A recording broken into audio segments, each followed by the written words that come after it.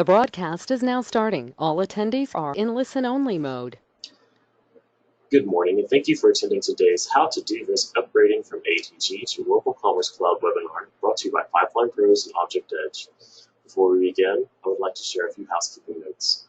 All attendees have been placed into listen-only mode. Please answer any questions you have for today's presenter into the questions module.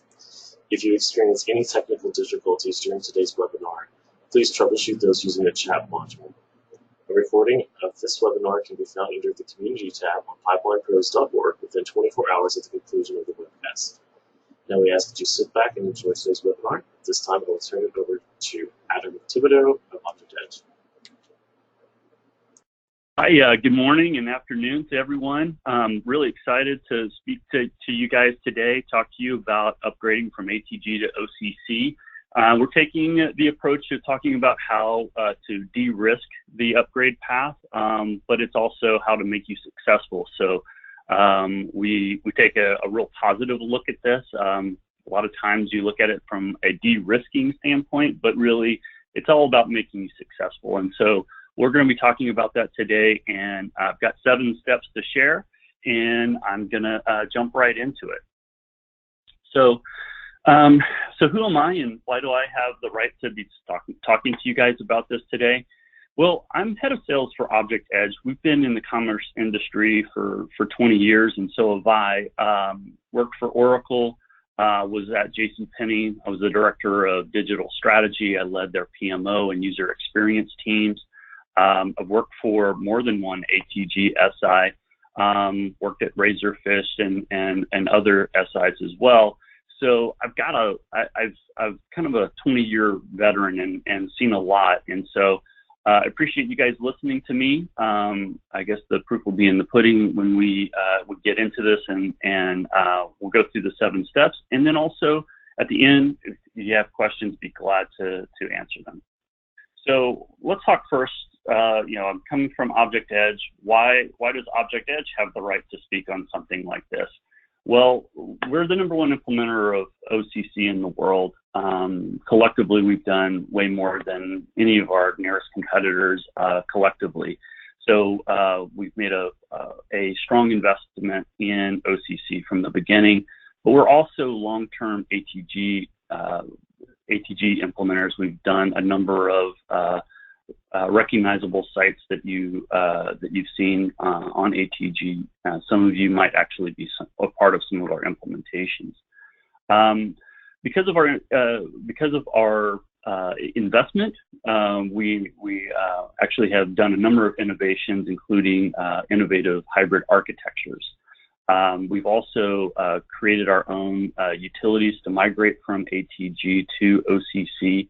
We've got broad experience both in B2C and B2B, and we really focus on a consultative guidance approach that is ROI and best practice driven. And more recently, we've won various awards, including 2018's B2B Site of the Year. So, we are really happy to be a part of this community. We really appreciate Pipeline Pros inviting us to do this talk. And we want to, the whole goal here is to share, not to just be a plug for Object Edge. So the rest of the presentation will be focused on OCC and how to get there. So here we are, 7 key steps to OCC success. So here are the 7. I'm going to briefly talk about them. We strongly believe in defining your organizational goals and objectives. Determine your delivery methodology, waterfall or agile. Decide to work with OCC, not against it, will be a topic. Analyze your current ATG customizations. Design your architecture for the long term. Migrate via code versus manual processes. And then finally, prepare for frequent upgrades. And so one of the things that I want to talk about is that 5 of the 7 steps are up front, but more importantly, 4 out of these 5 relate to your mindset.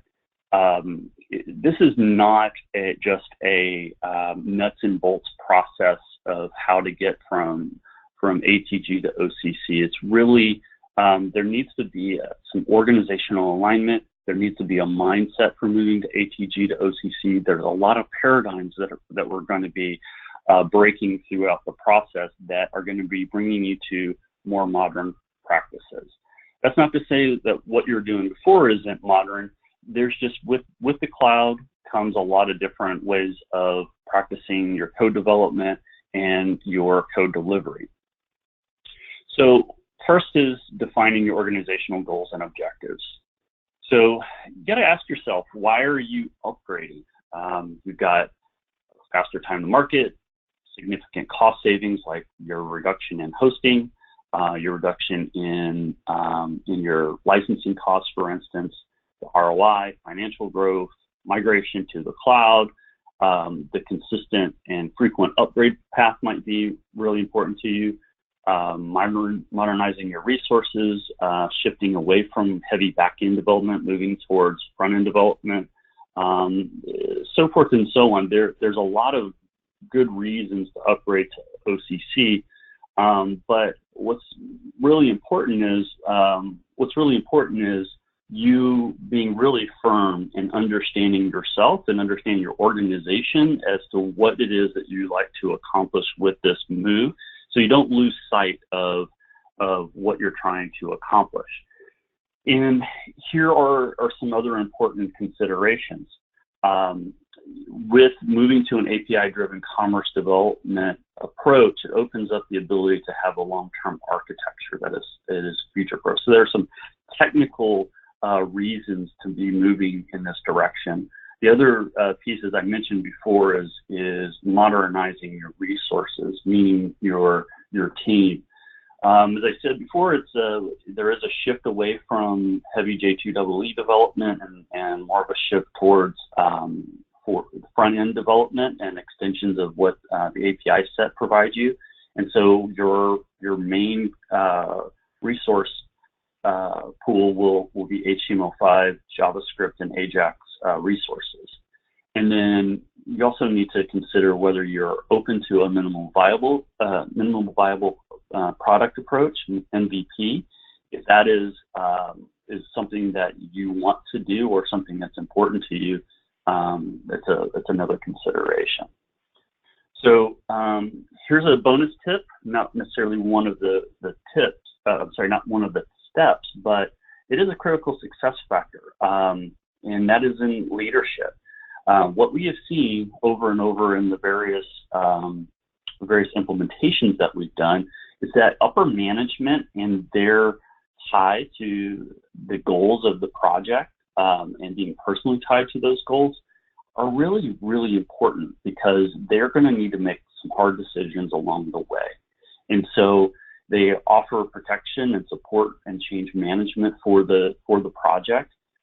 They prioritize the iron triangle. I'm sure those of you that are familiar with project management are familiar with this, just managing scope, time, and budget. Some customers have the ability to manage and reduce scope if time is more of the essence, or if budget is more of the essence, or maybe time is not important and the scope is. That needs to be prioritized from the beginning, and it needs to be a part of the project throughout. You also need to aspire to get to as few decision makers as possible. Many times in large organizations, the decision making is highly distributed, and because it is highly distributed, it is hard to actually get a decision made, and there is little accountability across the organization as a result, and then the decisions aren't ever made in place and set in stone, and so those decisions can be overturned later, and it causes a lot of rework. So what we encourage our customers to do is really aspire to get to as few decision makers as possible, so that we can get down to business. We have kind of a funny saying of chickens versus pigs. This goes back to the old joke about participating in breakfast. Did the chicken or the pig commit to breakfast? And the answer is the pig committed to breakfast. The chicken just participated. And what we really do is we try to get people who are ultimately committed and accountable for the success of the project to be the decision makers and driving the project.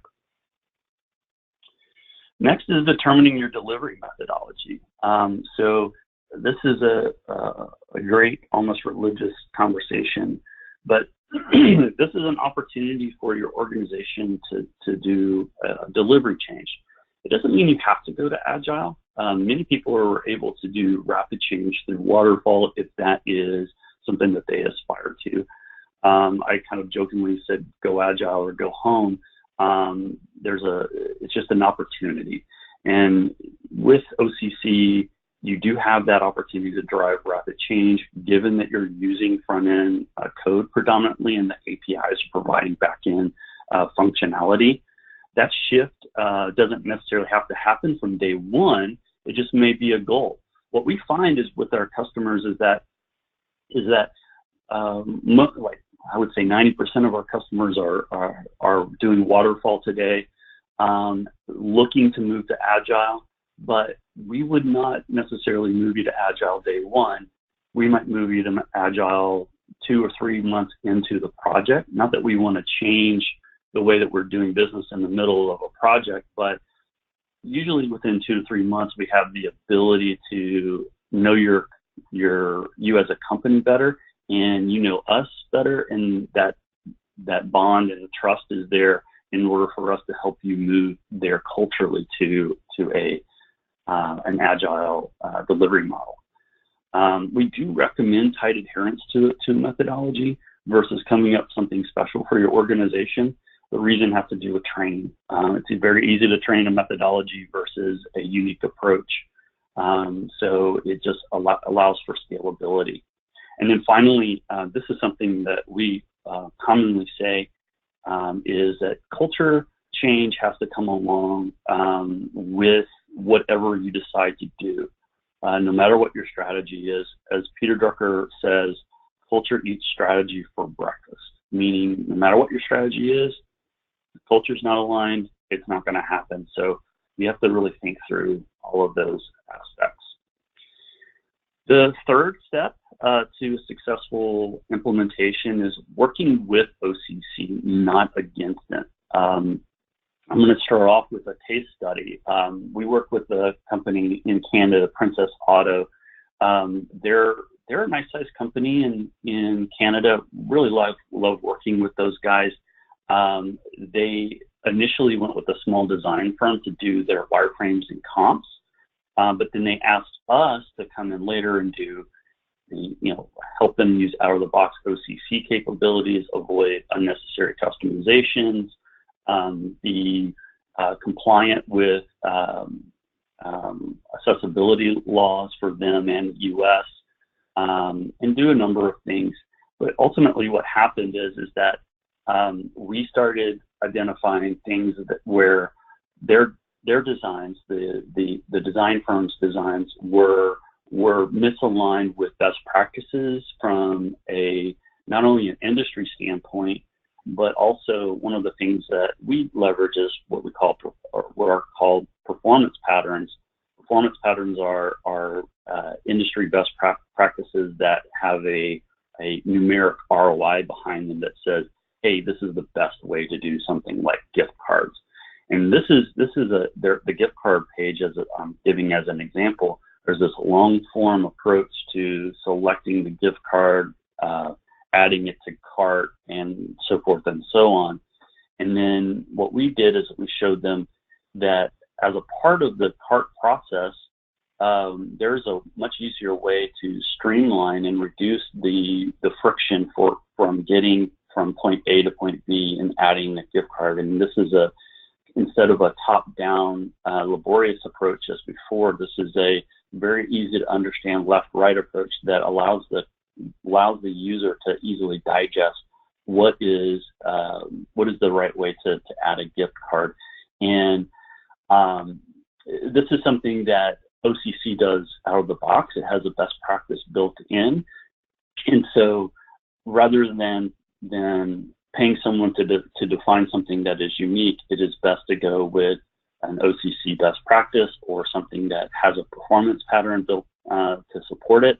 And so we or your partner can advise you the best way to do this, and it's an important piece to work with OCC, not against it.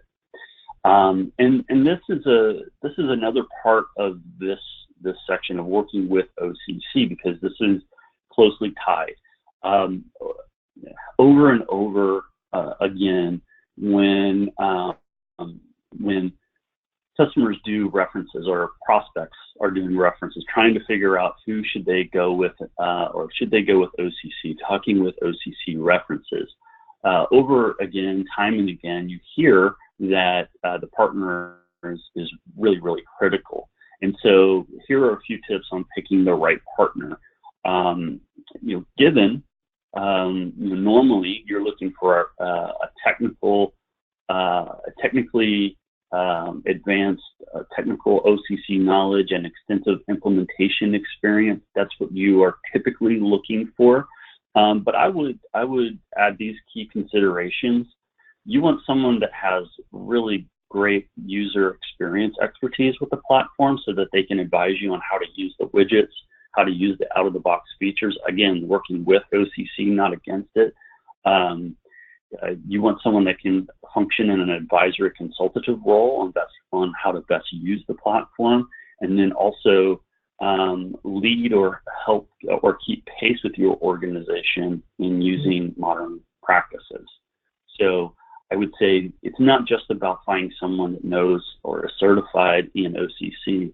There's some expertise and kind of beyond that you wouldn't typically find in a normal implementation partner that is really important to OCC and OCC implementation. And so the next step is analyzing your ATG platform. And I jokingly say automagically, and we'll go into why I say that. So your ATG environment, it may have started off as being something like a cute little plant, like from Little Shop of Horrors here. But after you made some investment, got to know the platform, started integrating with it, it started to become quite a beast. And then finally, when all of your integrations are done, you could have quite a hairy beast on your hands. And so you're asking yourself, wow, how am I going to get this to a cloud platform? And so this may be some of your questions and concerns. You might have an issue with, you might have a lack of benchmarks or documentation on your current site. Many of you will have been on ATG for 7 to 10 years, potentially, and the resources that were originally there may have changed out maybe 2 or 3 times over the course of running and operating ATG. So understanding customizations, extensions, and integrations done over a period of time and what needs to be moved is going to be difficult. And then the other thing is you have a current operating site, and you want to reduce the impact to those operations. And so here's some key questions. How do we ensure we don't lose our important features? Do we need to migrate all of the legacy code? Can we take only what's needed? Can we migrate without hurting our business? Those are your questions and concerns, and that's very understandable. So we say, hey, this is what's important. Understanding your key components, extensions, and modifications, reusing what you've invested in Endeca rules and promotions and product types and product data. You also want to reduce human error, create an audit trail, and then conduct it efficiently without analysis paralysis, and inform your future architecture. So one of the things that we really promote, and something that was born from doing ATG and Endeca upgrades, is we have an automated tool that automates the research. It takes a few hours to run once we're given access, and honestly, getting the access part typically takes 10 times as long as actually running the tool. But once we have access, we're able to run our analysis tool, create an audit trail, create an inventory of changes as reports, and then that gives you more time to focus on your future state architecture. We can give you a full-on demo of of how this works, but that's not what the purpose of this meeting is. But if you have more interest in this, is something that we can be glad to show you. So the next step is designing your architecture for the long term. And designing your architecture for the long term, I did a talk about this at the Pipeline Pros Insight Conference last month and went into greater detail. So this is a very shortened version of this, and I'm going to cut to the chase really quickly. But your architecture, very simply, may look like this, where you have your commerce platform. You're directly integrated with third-party systems, your ERP system, so forth and so on. But the point is that the practices of the day did not include a middleware. It did not include extracting out your customizations. It was all about building directly on the platform, because ATG was a great development platform in addition to into being just a commerce platform. So this is going to be a change, moving from a monolithic commerce architecture to moving to a target architecture with OCC. Now, this is a lot to look at, but we change from this core piece being this commerce as a platform to being commerce as a service. These are the API sets that OCC provides. And then on top of that, they provide a storefront, which is multi-site. They provide an admin. They provide agent console, all sitting on top of the commerce API set. We highly recommend, or the reality is that you really need a middleware to communicate with those APIs and move data in and out and speak to the external systems. And then on the bottom left, you have your custom commerce services. This is where you will extract out all of your key customizations and put them in a place that can act as a service and for the long term be managed separately from the commerce platform.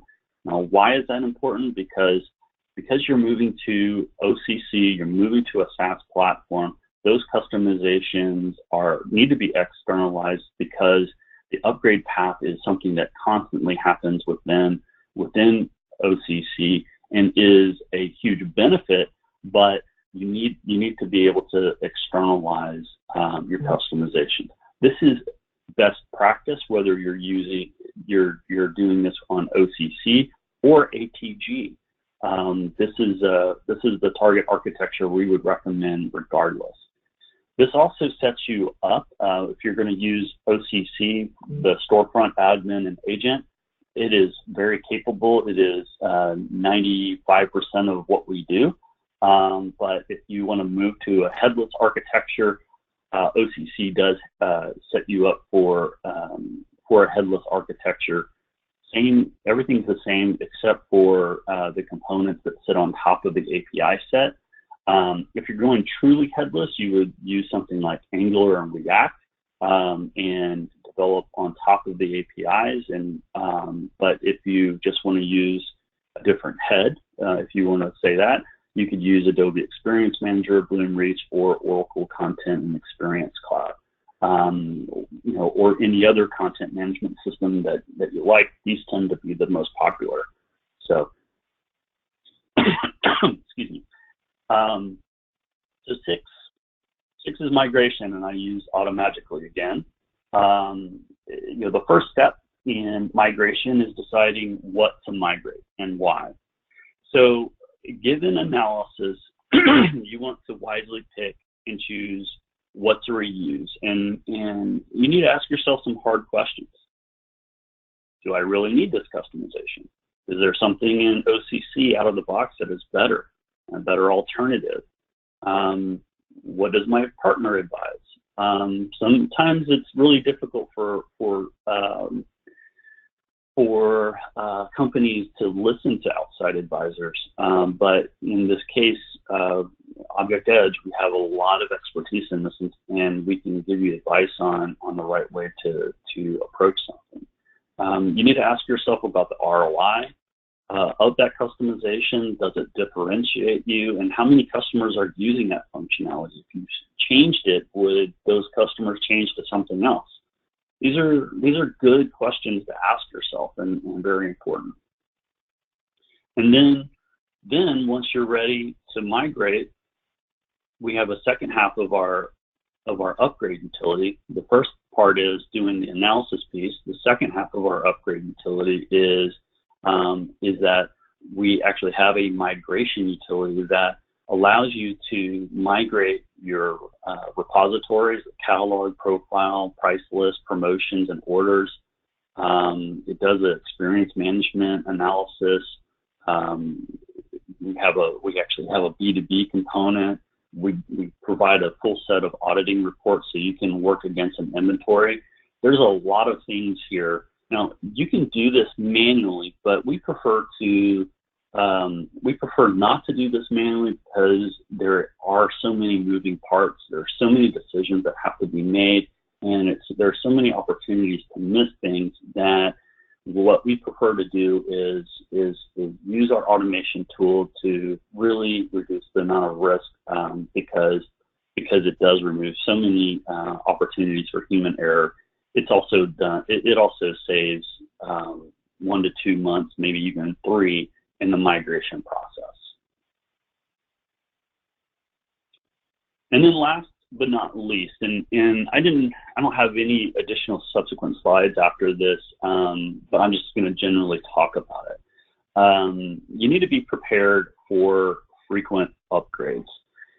Frequent upgrades are going to be new to you because today with ATG, even though there might be a new release that comes out once a year, or in the past twice a year or 3 times a year, you typically only did an upgrade every 2 to 3 years, if not 5 years, if you could get away with it. In this case, Oracle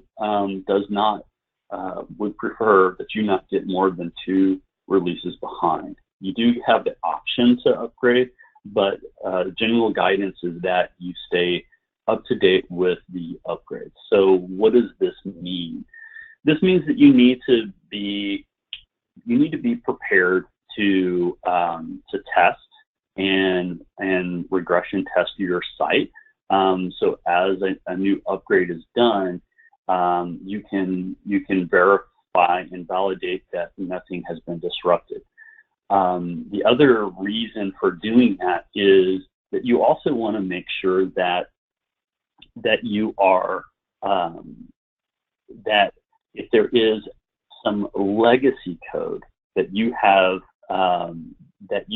where maybe you created a feature that didn't exist, a custom feature that didn't exist in OCC, but now Oracle has released that function or feature, and now what you have created is technical debt. You want to be able to identify that and then create a plan for migrating and getting rid of that technical debt and moving over to OCC functionality. So one of the, some of you may have the hairs on the back of your neck sticking up thinking, oh, these frequent upgrades could be a significant operational risk. Well, one of the things that I won't sugarcoat it. We were really concerned about this as well when we first started supporting customers on the platform. In fact, we created our support teams more robustly as a result. But as it turns out, in practice, over the last 2 to 3 years, we have really learned that the upgrade cycles have been really smooth because it's an API first architecture. The changes from one release to another have run really smoothly. Oracle does a really good job about making sure that any changes that they make from an API perspective or a widget perspective are backward compatible.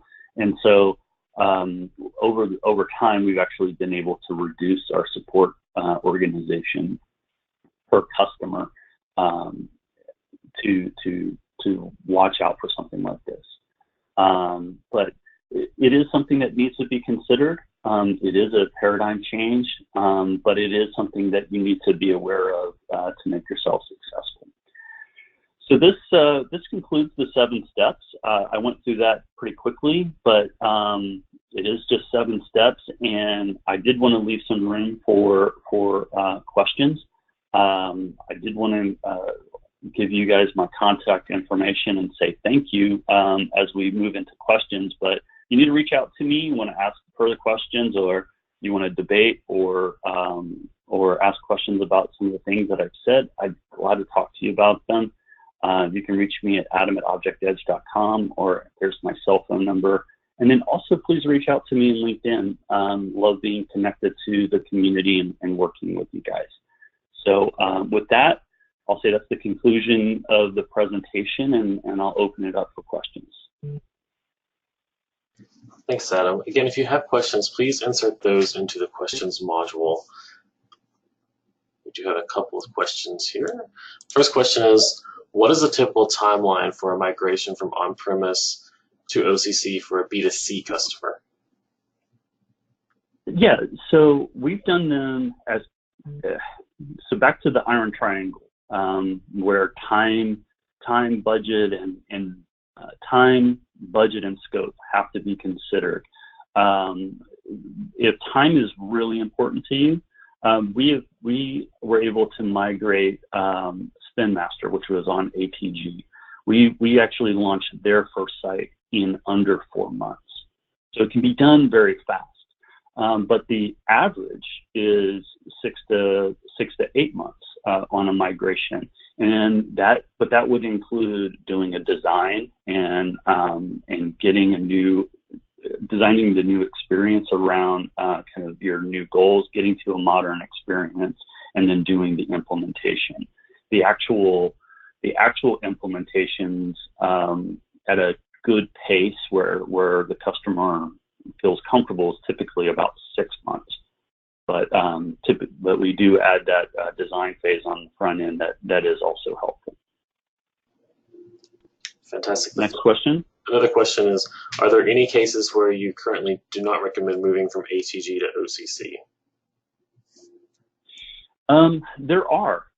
Good question. I would say that there are, what you need to do is look at the merchandising tools. The merchandising tools have come a long way, but if you have a really high degree of a high division of labor, where you have hundreds of people working on the platform simultaneously, that would be a bit more difficult. I think that the tools are coming along and will probably be here within the next 6 months or so. I can't speak to the roadmap, but I would say that if you have a super high degree of division of labor, it's something that you should consider, and make sure that the merchandising tools are going to be sufficient for you. We have actually seen that with the latest releases that it is 100% viable for like a specialty retailer, where the division of labor isn't quite as high as, like, let's say a department store like JCPenney or Walmart or one of the very large retailers, but it is very appropriate for I would say 100% of the B2B customers out there. And I would say specialty retailers and below I would say are 100%.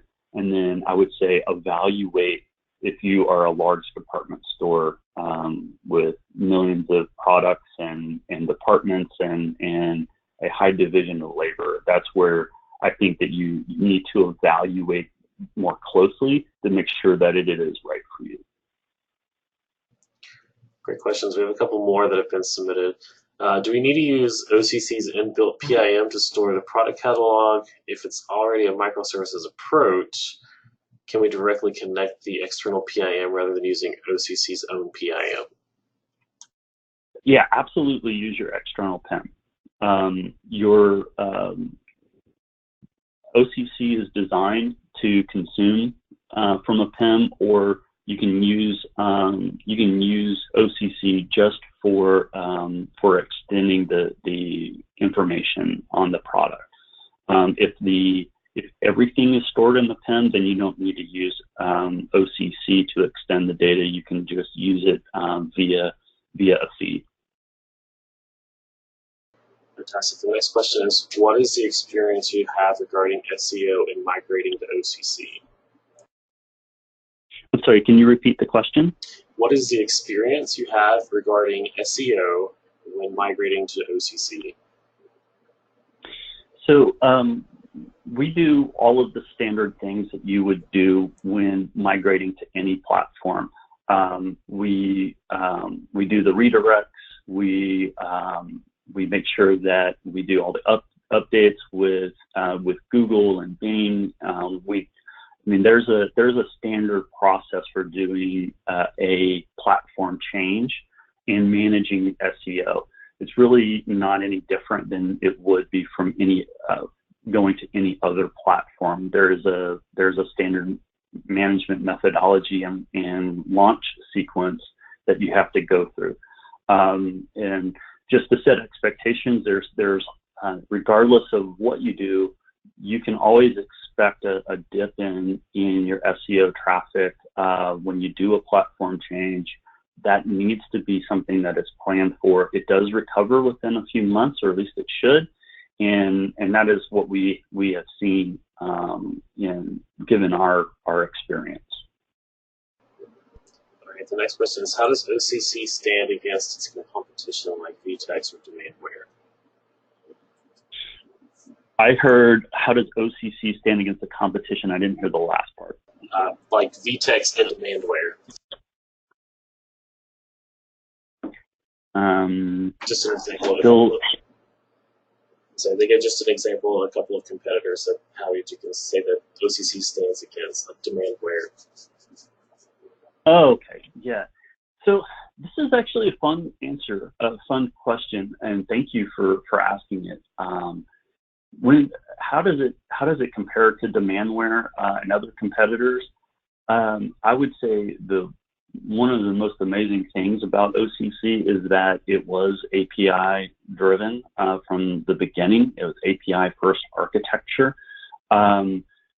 The challenge when you look at Demandware, let's talk about the benefits of Demandware before I say how it compares.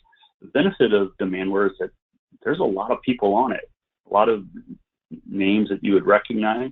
And so if you want to go kind of into a safety huddle and go to a platform where a lot of people are on it and that's enough for you, well then, maybe that might be why you want to go there. However, I'll say, how does it compare? Well, the Demandware architecture is more than 10 years old. And they were a SaaS-based platform before SaaS was cool, right? But as a result, they had to create a lot of architectures and a lot of business processes and change processes that were really wrapped into their architecture. So it is not easy to develop or control or drive your business on top of Demandware as it is on OCC. So as a comparison, OCC is actually easier to develop on, and that is because of the API modern architecture. The other thing that I would say is that I also caution going to Demandware in the near future. They are due an architecture change and will likely be doing an architecture change in the next couple of years. So if you're dead set on going to Demandware, I would wait a while until they can modernize their architecture. Great. The next And question is, that's my next question is, do you have an implementation where the customer has both OCC and ATG on-prem both live? And what is the typical go-live strategies that you've deployed? Yeah, absolutely. So one of the things that I mentioned that we are capable of doing is creating hybrid architectures. Big companies, big ATG implementations, very commonly you're leveraging the ATG platform for like critical functions in your organization. Let's take CSC for instance, the Customer Service Center that came with ATG. Customer Service Center in many cases has been extended to be an OMS, order management system, and serves as a critical function in the organization beyond doing a transaction, which is what your commerce engine was originally designed to do. And so what we're doing and what we often see is that OCC is great for taking over the front end and creating that new experience for customers. However, when you have big critical functions that you've built into ATG, like CSC, or maybe there are some integrations that you've built that you don't want to change, we can always use those types of functions and carve out that function in OCC and leverage the ATG functions to do those functions. What we do is we just send the orders through CSC, for instance, through that order management system, and then let CSC take it from there down to the ERP. So we can do a hybrid architecture. We want you to eventually get to an architecture where OCC is more pure, but in the interim, very often ATG does need to continue to be in the mix because of custom extensions and critical functions that it may serve. Next question. The next question is, what is the scope of CI or CD when running your store front on OCC? CI, is that what it? Yes, CI or CD. Oh, are you talking, I'm assuming that's customer interaction or customer experience. What is the role? What is the scope, I guess? I believe that's what they're asking. Okay. I'm not sure what that question means. If that person that submitted that question could restate the question, and I'd be glad to answer it. Is there a next question? There is. How was your experience with OCC around Marketplace? So there are a number of marketplaces that are available that are many that we have looked into, that some of our partners or some of the other Oracle partners are implementing. So there's a lot of choices. And again, I go back to the architecture. The API first architecture allows for extensions like marketplaces to be something that you can readily do. I know of a number of marketplaces, and we could sit down and talk through which one was right for you. The next question. Next question. On the Object Edge experience, what client or e-commerce website could you consider a good case on ATG to OCC migration? We've got a number of them for different reasons. So Spin Master was a good example because they were not happy with their legacy ATG implementation, and they wanted to get to OCC as fast as possible. So that was a great MVP approach and showed the ability to do rapid delivery and innovation and launch something in a quick cycle, versus let's see, Princess Auto, for instance. Princess Auto was more of a full-scale model of where we moved from ATG to OCC, and that migration was more of a holistic one, and it represents Princess Auto not only got the benefit of doing the getting to OCC, but they got the benefit of the new capabilities, and so they were able to deprecate things like they had an A/B testing tool that they were able to get rid of and move to experiments, which is built into OCC. So there was a lot of ROI gained by moving to OCC. What makes OCC being a differentiator as compared with Elastic Path and Commerce Tools? Great question. So Elastic Path, Commerce Tools, and OCC all have a fundamental architecture that is very similar. All three of them are API first, and Elastic Path and OCC provide like the storefront admin tools and other capabilities on top of it. Commerce Tools now provides a pen and admin tools. So they all have very similar architectures. I think the key differentiator from an Oracle standpoint is the Oracle ecosystem.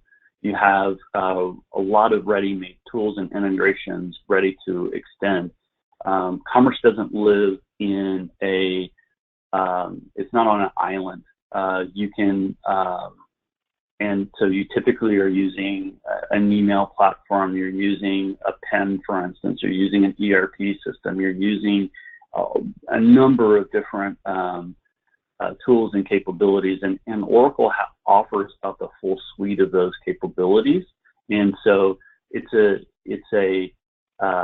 tool in a matching tool set versus being a tool out on its own. Even though they have similar architectures and capabilities, and some OCC more than the others, but even though they have a similar architecture.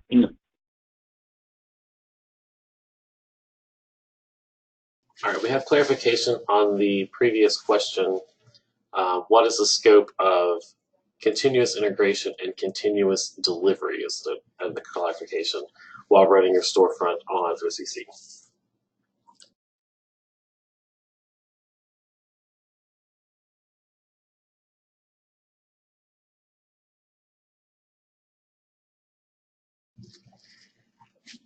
Adam, are you with us?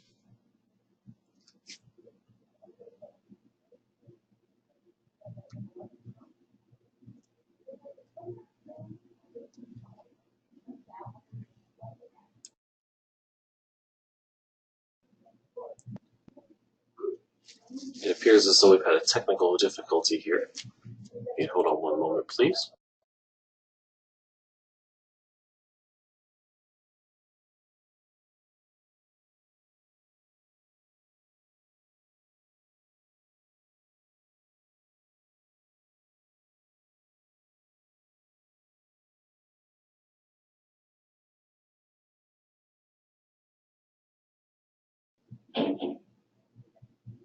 Perfect. Roy, if you could unmute your line.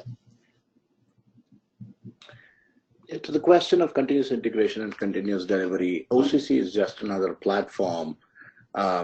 So you can still continue to maintain your continuous integration and delivery and continue to develop on the platform. I don't think there is any negative impact, but what you're going to integrate into is going to change because the platform is heavily focused on the front-end development part of it.